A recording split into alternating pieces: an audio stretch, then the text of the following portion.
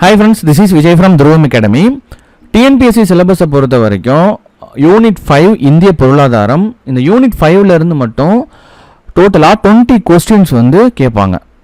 So அதில் ரொம்ப முக்கியமான டாபிக்னு பார்த்துக்கிட்டோம்னா இந்திய ரிசர்வ் வங்கி. இந்த இந்திய ரிசர்வ் வங்கி தனியாகவே வந்து ஒரு டாப்பிக்காகவே கொடுத்துருப்பாங்க. ஓகேங்களா, இது ஸ்கூல் புக்கை பொறுத்த வரைக்கும் 9th ஸ்டாண்டர்ட் சோசியல் சயின்ஸ் புக்லேயும், அதுக்கு அடுத்தது வந்து பார்த்தீங்கன்னா 11th ஸ்டாண்டர்ட் பொருளியல் வணிகவியல்.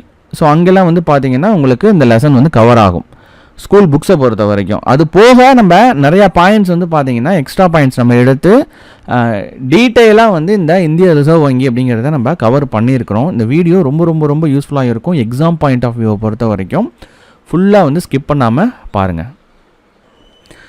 இங்கே நம்ம நாட்டோட ரிசர்வ் பேங்க்கை பற்றி பார்க்குறதுக்கு முன்னாடி அந்த ரிசர்வ் பேங்க் சிஸ்டம், அதாவது ரிசர்வ் பேங்க் அப்படிங்கிறது சென்ட்ரல் பேங்க்ஸ்ன்னு சொல்லலாம், அப்படி இல்லைனா மைய வங்கின்னு சொல்லலாம். அந்த மைய வங்கி அப்படிங்கிற அந்த கான்செப்ட், ஓகேங்களா, ஸோ அந்த வங்கிகளோட தோற்றம் மற்றும் வளர்ச்சி அப்படிங்கிறத பார்ப்போம். உலகத்திலேயே முதல்ல கிபி 1656 தான் ஒரு ப்ரைவேட் பேங்க், ஓகேங்களா, ஒரு தனியார் வங்கியிலிருந்து தோன்றியது தான் இந்த மைய வங்கி அப்படிங்கிற அந்த கான்செப்ட், ஓகேங்களா. ஸோ அது வந்து என்ன பேங்க்னு பார்த்தீங்கன்னா ஸ்வீடன் நாட்டோட ரிக்ஸ் வங்கி, ஓகேங்களா. ஸோ இதுதான் வந்து பார்த்தீங்கன்னா முதல்ல தோன்றிய மைய வங்கி 1656. இந்த பேங்க் வந்து பார்த்தீங்கன்னா 1897 வருஷம் பணத்தை அச்சிடிச்சு வெளியிடுறதுக்கான உரிமையை வாங்குறாங்க, ஓகேங்களா. 1897 வருஷம் இந்த ஸ்வீடன் ரிக்ஸ் வங்கி தான் வந்து பார்த்தீங்கன்னா பணத்தை அச்சடித்து வெளியிடுறதுக்கான முழு உரிமையை வந்து வாங்குறாங்க. ஆனால் இதுதான் வந்து முதல்ல ஸ்டார்ட் பண்ண பேங்க், ஓகேங்களா. அதுக்கு அடுத்தது கிபி 1800 வருஷம் ஃப்ரான்ஸ் மைய வங்கி, அதாவது ஃப்ரான்ஸ் வங்கி வந்து உருவாகுது. அதுக்கு அடுத்தது கிபி 1864 இங்கிலாந்து வங்கி வந்து இங்கிலாந்தோட மைய வங்கி, ஓகேங்களா. இப்போ பார்க்குறதுல மைய வங்கி, இங்கிலாந்தோட மைய வங்கி, இங்கிலாந்து வங்கி வந்து பார்த்தீங்கன்னா எஸ்டாப்ளிஷ் பண்ணுறாங்க, அதாவது தோற்றுவிக்கப்படுது. இந்த இங்கிலாந்து வங்கி இருக்குது பார்த்தீங்களா, ஸோ இதை மதர் ஆஃப் ஆல் சென்ட்ரல் பேங்க்ஸ்ன்னு சொல்லி அழைக்கிறாங்க, ஓகேங்களா.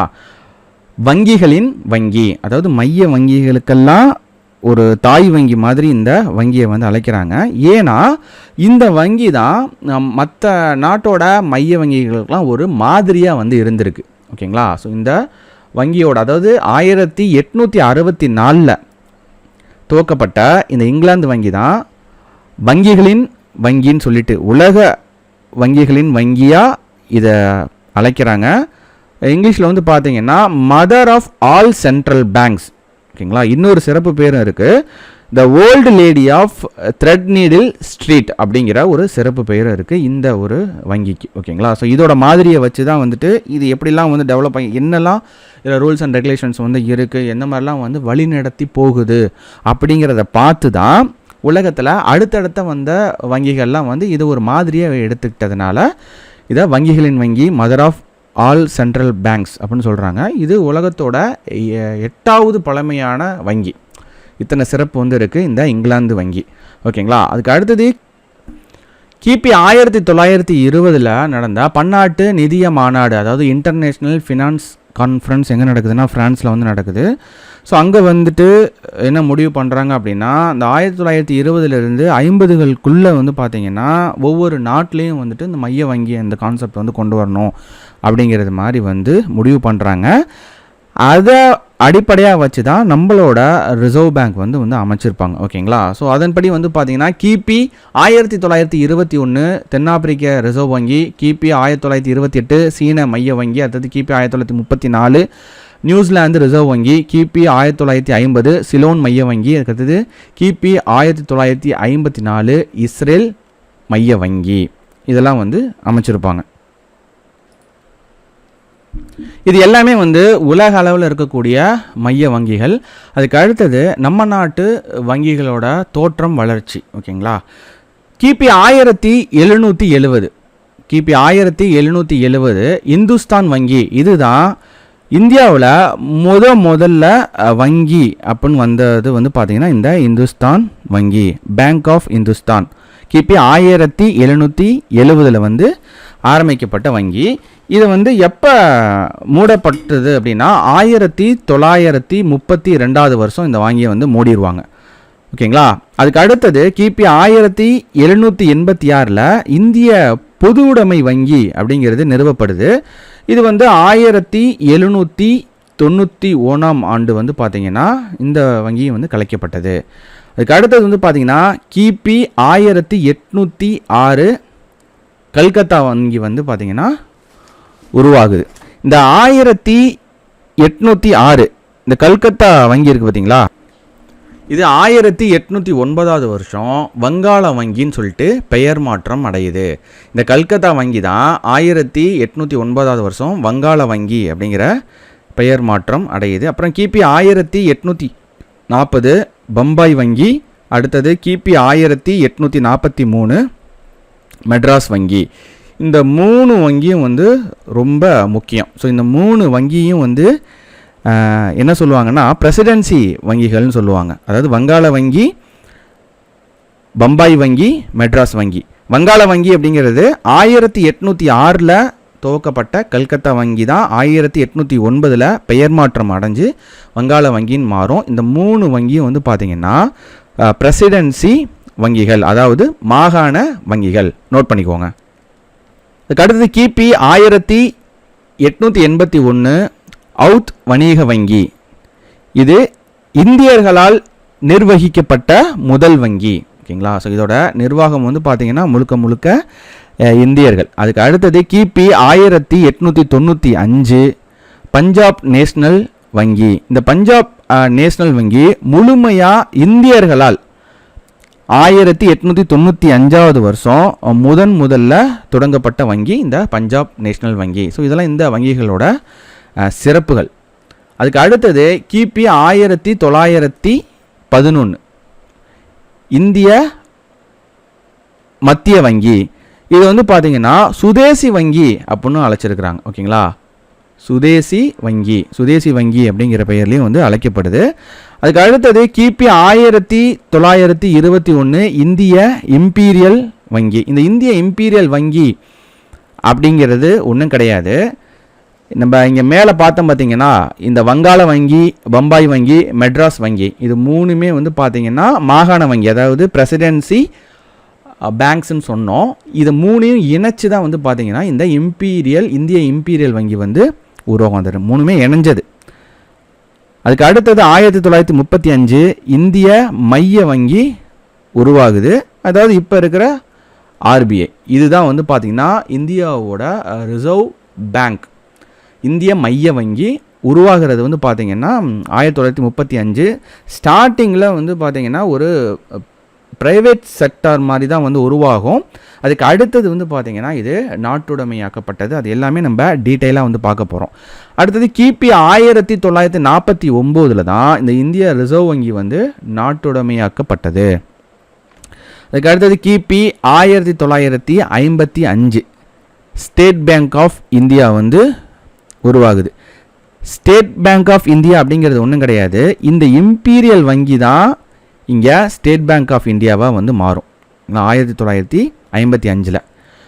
அடுத்தது கிபி 1969 மொத்தம் 14 முக்கிய வங்கிகள் நாட்டுடைமையாக்கப்பட்டது. அதாவது சென்ட்ரலைஸ்டு வந்து பண்ணிடுவாங்க. 14 பேங்க்ஸ். அதெல்லாம் என்னென்ன பேங்க்னு பார்த்தீங்கன்னா Allahabad Bank, Bank of Baroda, Bank of India, Bank of Maharashtra, Central Bank of India, Canara Bank, Dena Bank. இப்போ வந்து பார்த்தீங்கன்னா அதை வந்து பேங்க் ஆஃப் பரோடா இணைச்சிருப்பாங்க. Indian Bank, Indian Overseas Bank, Punjab National Bank, Syndicate Bank அதை வந்து பார்த்தீங்கன்னா இப்போ கனரா பேங்க்கோட ஜாயின் பண்ணியிருப்பாங்க. UCO Bank, Union Bank of India, United Bank of India அது வந்து இப்போ பஞ்சாப் நேஷனல் பேங்க்கோட இணைச்சிருப்பாங்க. ஓகேங்களா. ஸோ இதெல்லாம் தான் வந்து அந்த 14 முக்கிய வங்கிகள். அதுக்கு அடுத்தது 1980 6 முக்கிய வங்கிகள் வந்து நாட்டுடைமையாக்கப்பட்டது. அதெல்லாம் என்னென்ன பேங்க்னு பார்த்தீங்கன்னா Punjab and Sind bank, Vijaya bank, oriental bank of commerce, corporation bank, Andhra bank, new bank of India. இதெல்லாம் தான் வந்து 1980 நாட்டுடைமையாக்கப்பட்ட 6 முக்கிய வங்கிகள். இதெல்லாம் தான் வந்து பார்த்திங்கன்னா நம்ம நாட்டில் இருக்கக்கூடிய பேங்க்கோட லிஸ்ட்டு, அதோட கால வரிசைப்படி நம்ம வந்து கொடுத்துருக்குறோம். ஓகேங்களா? அதனால் உங்களுக்கு எந்த ஒரு குழப்பமும் இருக்காது, ஈஸியாக வந்து மனப்பாடம் ஆகிடும். ஓகேங்களா? இப்போ நம்ம பார்க்க போகிறது இந்த இடத்துல குறிப்பிட்டிருக்கிற, அதாவது 1935 இந்திய மைய வங்கி அப்படிங்கிறது உருவாக்கமாகும். அது என்ன அப்படிங்கிறது நம்ம டீட்டெயிலாக வந்து பார்க்க போகிறோம். ஓகேங்களா? முன்னாடி மைய வங்கி அப்படிங்கிறதுனா என்ன? மைய வங்கி அப்படிங்கிறது ஒரு அதிகார அமைப்பு, பணவியல் அதிகார அமைப்பு. அப்படி இல்லைன்னா மைய வங்கி, ரிசர்வ் பேங்க் எல்லாமே வந்து ஒன்று தான். இது வந்து நம்ம அரசாங்கத்தோட பண அளிப்பு வட்டி விகிதம். ஓகேங்களா? வட்டி விகிதம் அப்படிங்கிறது இந்த ரேட்டில் தான் இருக்கணும் அப்படிங்கிறது எல்லாமே வந்து பார்த்திங்கன்னா இந்த மைய வங்கி இந்த சென்ட்ரல் பேங்க், அதாவது ரிசர்வ் பேங்க் மட்டும்தான் வந்து அதை மேனேஜ் பண்ணி கண்காணிச்சிக்கிட்டே இருக்கும். ஒவ்வொரு பேங்க்கும் வந்துட்டு இவ்வளோ ரேட் இன்ட்ரெஸ்ட் தான் வந்து இது பண்ணணும். அது மட்டும் இல்லாமல் எல்லா பேங்க்குமே வந்து பார்த்திங்கன்னா அந்த ரிசர்வ் பேங்க் சொல்கிறத தான் வந்து கேட்கணும். ஸோ பேங்க்குக்கெல்லாம் ஹெட்டு. ஓகேங்களா? நம்ம நாட்டில் வங்கிகளின் வங்கி அப்படின்னு சொல்லலாம். ஓகேங்களா? எதனா இந்த ரிசர்வ் பேங்க்கை. ஸோ இதுதான் வந்து மைய வங்கினா என்ன அப்படிங்கிறதோட டெஃபினிஷன். அது நம்ம இங்கே டீட்டெயிலாக வந்து கொடுத்துருக்கோம். ஸோ அதை வந்து பார்த்துக்கோங்க. இந்திய ரிசர்வ் வங்கி, நம்ம நாட்டு மைய வங்கியான இந்திய ரிசர்வ் வங்கி எப்படி வந்து உருவாகுச்சு அப்படின்னா 1926 வருஷம் இந்திய நாணயம் மற்றும் நிதி தொடர்பான ராயல் கமிஷன், அந்த கமிஷனோட பேர் வந்து பார்த்திங்கன்னா ராயல் ஹில்டன் யங் கமிஷன், அது வந்து உருவாக்கப்படுது. ஓகேங்களா? அதோட பரிந்துரைப்படி இந்த ஆணையத்தோட அடிப்படையில் இந்திய ரிசர்வ் வங்கி சட்டம் 1934 இயற்றப்படுது. 1934ங்கிறது இந்திய ரிசர்வ் வங்கி சட்டம் இயற்றப்பட்ட ஆண்டு. இங்கே ஒரு விஷயம் முக்கியமாக புரிஞ்சுக்கணும்.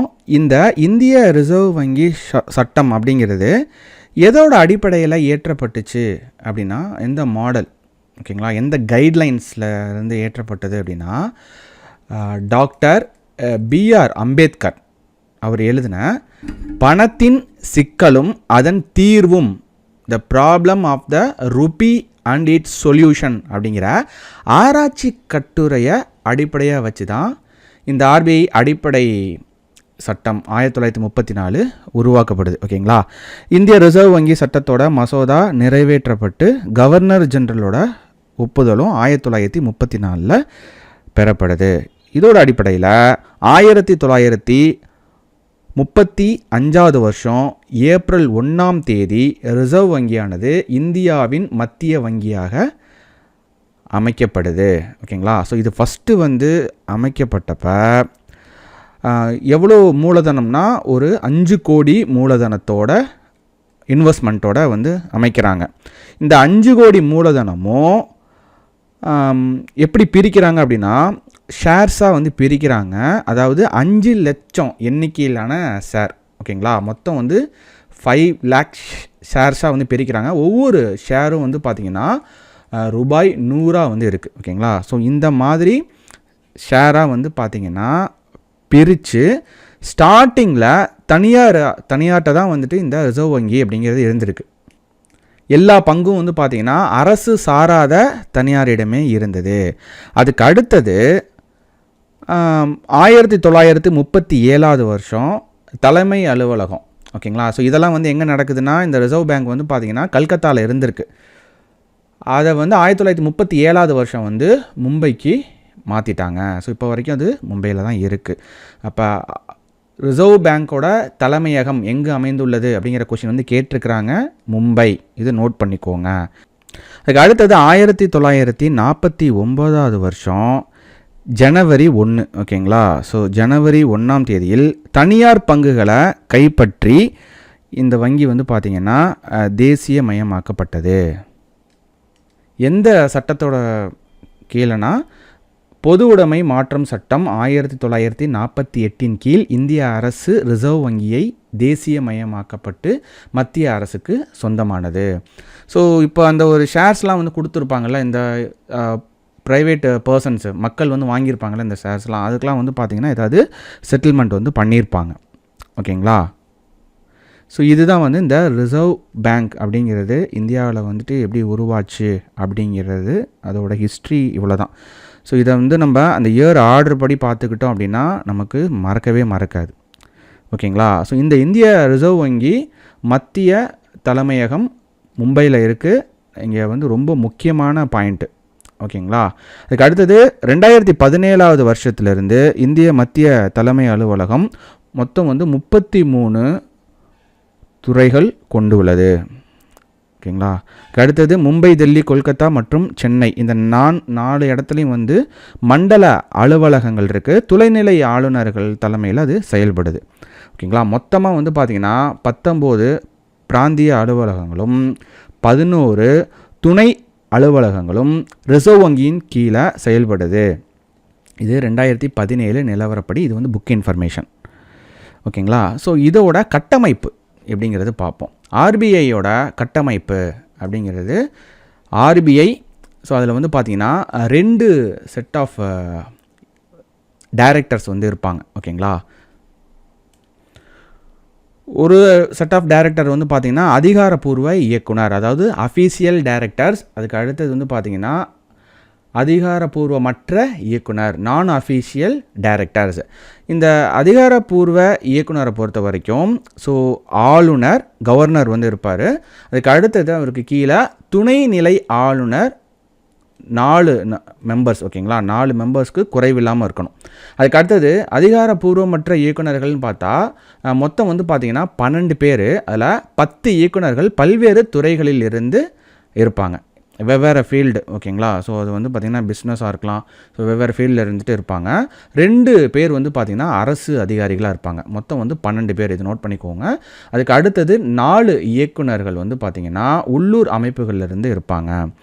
ஸோ அது எப்படின்னா ஏற்கனவே நம்ம இங்கே சொன்னோம் பார்த்திங்களா, 4 மும்பை, டெல்லி, கொல்கத்தா, அதுக்கடுத்தது சென்னை, இந்த மாதிரி உள்ளூர் அமைப்புகள்லேருந்து வந்து இருப்பாங்க. இது வந்து பார்த்திங்கன்னா 4 இயக்குநர்கள். இந்த ஆளுநரோட பதவி காலம் அப்படிங்கிறது 3 வருஷம். இது வந்து மாறும். ஓகேங்களா? ஸோ ஆக்சுவலாக வந்து 3 வருஷம் ஆளுநரோட பதவி காலம் அப்படிங்கிறது இது வந்து மாற்றத்துக்கு உட்பட்டது. கன்டினியூ பண்ணலாம், இல்லைனா முன்னாடியே வந்து போகலாம். ஸோ அதெல்லாம் வந்து நடக்கும். நெக்ஸ்ட்டு பாருங்கள், இந்த ₹1 நோட்டும் மற்றும் நாணயங்கள் தவிர அனைத்து நோட்டுகளும் ரிசர்வ் வங்கியால் வெளியிடப்படுகின்றன. அதாவது ₹1 நோட்டுகள் மற்றும் நாணயங்கள் நிதி அமைச்சகத்தால் வெளியிடப்பட்டு ரிசர்வ் வங்கியால் விநியோகிக்கப்படுகிறது. இந்த பாயிண்ட்டை வந்து நோட் பண்ணிக்கோங்க. ஓகேங்களா? 1995 வங்கி குறை தீர்ப்பாய திட்டம் ஆர்பிஐயால் வந்து கொண்டு வரப்பட்டது. பேங்கிங் ஆம்பட்ஸ்மான். இந்த குறை தீர்ப்பாயம் அப்படிங்கிறது என்னென்னா, நம்ம வந்து பேங்க், இப்போ கமர்ஷியல் பேங்க்ஸ், இப்போ நம்ம வந்து போயிட்டு ஒரு எஸ்பிஐயோ இல்லை ஏதாவது ஒரு பேங்க், ஓகேங்களா? ஸோ அது வந்து ப்ரைவேட் பேங்க்காக இருந்தாலும் சரி, ஏதாவது அலட்சியப்படுத்துகிறாங்களே, எந்த மாதிரியான ஒரு பிரச்சனையாக இருந்தாலும் சார், நமக்கு உள்ள பிரச்சனையாக இருந்தாலும் அங்கே தீர்க்க முடியாத பிரச்சனைக்கு ஒரு கம்ப்ளைண்ட்டை நம்ம இந்த பேங்கிங் ஆம்பட்ஸ்மான், ஓகேங்களா, லெட்ரு மூலியமாகவோ இல்லை ஆன்லைன்லேயோ நம்மளோட டீட்டெயில்ஸ் எல்லாமே கொடுத்து இங்கே நம்ம அனுப்பிச்சி விட்டோம் அப்படின்னா கண்டிப்பாக வந்து பார்த்திங்கன்னா அந்த குறைகளை தீர்த்து வைப்பாங்க. ஏன்னா ஆர்பிஐ கீழே தான் வந்து எல்லா பேங்கிங்குமே வந்து வருது. ஓகேங்களா? ஸோ அப்போ அவங்க கொண்டு வந்தது தான் இது, இந்த குறை தீர்ப்பாய திட்டம். இது ரொம்ப முக்கியம். எந்த வருஷம் வந்து கொண்டு வந்தாங்க, இது என்ன அப்படிங்கிறது தெரிஞ்சு வச்சுக்கணும். ஓகேங்களா? அடுத்தது ரெப்போ விகிதம், மீள் ரெப்போ விகிதம். இதுவும் வந்து ஆர்பிஐயை பொறுத்த வரைக்கும் ரொம்ப முக்கியமான பாயிண்ட்டு. ரெப்போ விகிதம் அப்படிங்கிறது என்னென்னா மைய வங்கி. ஓகேங்களா? அதாவது ஆர்பிஐ வணிக வங்கிகளுக்கு, மற்ற பேங்க், எல்லா பேங்க்குக்கும் ஒரு குறுகிய கால கடன் வழங்கும் போது விதிக்கும் வட்டி விகிதம். மீள் ரிப்போ விகிதம் அப்படிங்கிறது இந்த குறுகிய காலத்திற்கு இந்திய ரிசர்வ் வங்கியிடம் வழங்கும் தொகைக்கு வணிக வங்கிகளுக்கு இந்திய ரிசர்வ் வங்கி செலுத்தும் வட்டி விகிதம். இப்போ ஒன்றும் கிடையாது, ஆர்பிஐ அப்படிங்கிற அந்த பேங்க் மற்ற பேங்க்குக்கு, ஓகேங்களா, ஃபார் எக்ஸாம்பிள் எஸ்பிஐன்னு நம்ம எடுத்துக்கிறோம். ஸோ இதுக்கு கடன் கொடுக்குது அப்படின்னா ஸோ அதுக்கு வந்து ஒரு வட்டி வந்து வாங்கும் பார்த்தீங்களா, அது வந்து ரெப்போ விகிதம். இதுவே ஆர்பிஐக்கு வந்து ஒரு பற்றாக்குறை ஏற்படும் போது எஸ்பிஐயிலேருந்து ஒரு கடன் தொகை வாங்குதுன்னா அதுக்கு இந்த வணிக வங்கிக்கு வந்து ஒரு அமௌண்ட் வந்து பார்த்திங்கன்னா வட்டியாக கொடுப்பாங்க. ஸோ அது வந்து பார்த்திங்கன்னா மீள் ரிப்போ விகிதம், ரிவர்ஸ் ரிப்போ ரேட். ஓகேங்களா? ஸோ இது வந்து நோட் பண்ணிக்கோங்க. இது ஸ்டேட்மெண்ட் டைப் கொஷின்ஸ்லாம் வந்து இந்த கொஷின் வந்து கேட்பாங்க. அதுக்கு அடுத்தது நம்ம இந்தியாவில் பணம் வந்து இப்போ நம்ம யூஸ் பண்ணுறோம் பார்த்தீங்களா, கரன்சி நோட்டு, அது வந்து அச்சடிக்கக்கூடிய இடம் வந்து மொத்தம் 4 இடம் இருக்குது. ஒன்று தேவாஸ் அப்படிங்கிற இடம், அது எங்கே இருக்குன்னா மத்திய பிரதேசம். இன்னொன்று நாசிக் மகாராஷ்டிரா, ஓகேங்களா. அடுத்தது மைசூர் கர்நாடகாவில் இருக்கிறது. சல்போனி அப்படிங்கிறது மேற்கு வங்காளத்தில் இருக்குது. இதில் இந்த மத்திய பிரதேசமும் மகாராஷ்டிராவில் இருக்கக்கூடிய தேவாஸ் நாசிக் இந்த 2 அச்சக இடமும் கவர்மெண்ட்டுக்கு சொந்தமானது, ஓகேங்களா. கவர்மெண்ட்டுக்கு சொந்தமானது. இந்த மைசூர் அப்புறம் சல்போனி கர்நாடகா மேற்கு வங்காளம் இங்கே இருக்கக்கூடிய இந்த ப்ரெஸ் வந்து பார்த்திங்கன்னா ஆர்பிஐக்கு சொந்தமானது, ஓகேங்களா. இந்த நாணயங்கள் அச்சடிக்கிறக்கூடிய இடத்த வந்து மின்ட்டுன்னு மென்ஷன் பண்ணுவாங்க. இந்த நாணயம் மின்ட் அப்படிங்கிறது மும்பை, கொல்கத்தா, ஹைதராபாத், நொய்டா இந்த இடத்துலலாம் இருக்குது. இது வந்து பார்த்திங்கன்னா முழுக்க முழுக்க கவர்மெண்ட்டுக்கு சொந்தமானது. அதுக்கு அடுத்தது பாருங்கள், இந்த பணம் அச்சடிக்கிறது அப்படிங்கிறது 18ஆம் நூற்றாண்டில் வந்து துவங்கிருச்சு. அது வந்து பார்த்திங்கன்னா அப்போ இருக்கிற அந்த பிரசிடென்சி பேங்க்குன்னு சொன்னோம் பார்த்தீங்களா, ப்ரைவேட் பேங்க்காக இருந்தது பிரசிடென்சி பேங்க்கு. கொல்கத்தா வங்கி, அதுக்கு அடுத்தது வந்து பார்த்திங்கன்னா சென்னை மெட்ராஸ் வங்கி, அதுக்கடுத்தது வந்து பார்த்திங்கன்னா மும்பை வங்கி. அந்த கொல்கத்தா வங்கி தான் வந்து பார்த்திங்கன்னா வங்காள வங்கின்னு சொல்லி மாற்றிருப்பாங்க. வங்காள வங்கி, மும்பை வங்கி மற்றும் சென்னை வங்கி தான் முதல்ல காகித பணத்தை அச்சடிச்சது. அதை நோட் பண்ணிக்கோங்க. ஸோ அந்த டைமில் வந்து ஷெர்ஷா சூரி என்பவரால் ரூபாய் 1க்கு, ஓகேங்களா, அந்த ஒரு ரூபாய்க்கு 40 செம்பு நாணயங்கள் என்ற விகிதத்தில் முதல் ரூபாய் வெளியிடப்பட்டது. அதுக்கு அடுத்தது நம்ம இந்தியன் கரன்சி அந்த நேம் வந்து பார்த்தீங்கன்னா ரூபாய்ன்னு சொல்லி மென்ஷன் பண்ணுவோம், ருப்பீஸ் அப்படின்னு சொல்லுவோம், ஓகேங்களா. அது வந்து சமஸ்கிருத சொல்லான ரௌபியா, அதிலிருந்து தான் வந்து இந்த ரூபாய் என்ற வார்த்தை தோன்றியது, ஓகேங்களா. ஒவ்வொரு ரூபாய் நோட்டிலும் இது ரொம்ப முக்கியம், ஓகேங்களா. ஒவ்வொரு ரூபாய் நோட்டிலும் அதோட மதிப்பு 17 மொழிகளில், ஓகேங்களா, 17 நம்மளோட இந்திய மொழிகளில் எழுதப்பட்டிருக்கும். அதுலேயும் வந்து அதோட முன்பக்கத்தில், ஓகேங்களா, அதோட முன்பக்கத்தில் ஆங்கிலத்திலும் இந்தியிலும், பின்பக்கத்தில் மற்ற 15 மொழிகளிலும் வந்து மென்ஷன் வந்து பண்ணியிருப்பாங்க. அது என்னென்ன மொழி அப்படின்னா அந்த 15 மொழி, ஓகேங்களா. அசாமி, ஓகேங்களா, அசாமோட மொழி அசாமி, பெங்காலி, குஜராத்தி, கன்னடா, காஷ்மீரி, கொங்கணி, மலையாளம், மராத்தி, நேபாளி, ஒரியா, பஞ்சாபி, சான்ஸ்கிரிட், தமிழ், தெலுங்கு, உருது, ஓகேங்களா. இது வந்து 15 மொழி. இந்த 17 மொழி அப்படிங்கிறதுல இங்கிலீஷும் ஹிந்தியும் வந்து சேர்த்துக்கணும், அவ்வளோதான், ஓகேங்களா.